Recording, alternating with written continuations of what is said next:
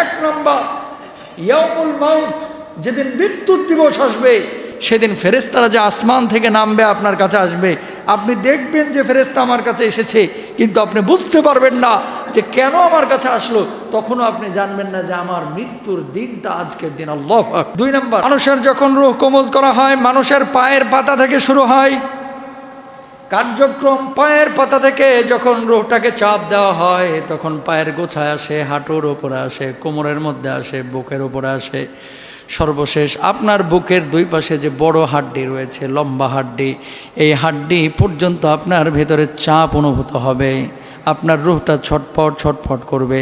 3য় ধাপ শুরু হবে, পায়ের গোছা অন্য গোছার সঙ্গে জড়িয়ে যাবে।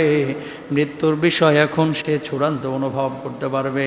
যখন কণ্ঠাগত হয় তখন তোমরা তাকিয়ে থাকো, তখন আমি তোমাদের অপেক্ষা তার অধিক নিকটে থাকি, কিন্তু তোমরা সেটা বুঝতে পারো না, দেখতে পাও সকল প্রতিশ্রুতি ও ভীতি দেখতে পাই, ভালো কাজ করলে সেগুলোর ফিডব্যাক দেখতে পাই, আর খারাপ কাজ করলে জাহান্নামের চিত্র দেখতে পাই। যখন এবার হুলকুমের মধ্যে আমার রূহটা চলে আসবে, এবার মানুষ বুঝবে হায় আমার জীবনের শেষ মুহূর্তটা এখন চলে এসেছে, আর তো বাঁচার কোনো কায়দা নাই। এবার 5ম ধাপ শুরু হবে।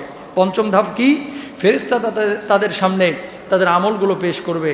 ফেরেশতারা এই স্তরে মানুষ পরিপূর্ণভাবে বুঝতে পারবে এই লোকটা জান্নাতি নাকি জাহান্নামী। খেয়াল করেন, আপনি যখন মারা যাচ্ছেন সুখের মৃত্যু হলো, তার মানে আপনি জান্নাতি। আপনি যখন মারা যাচ্ছেন পিটায়া পুটায়া, তারপরে থাবা মারিয়া, তারপরে মনে করেন আজাব দিয়ে গজব দিয়ে যদি আপনার রূহটা কবজ করে, জানতে হবে আপনার কপালে কবরও খারাপই আছে, আখিরাতেও খারাপই আছে।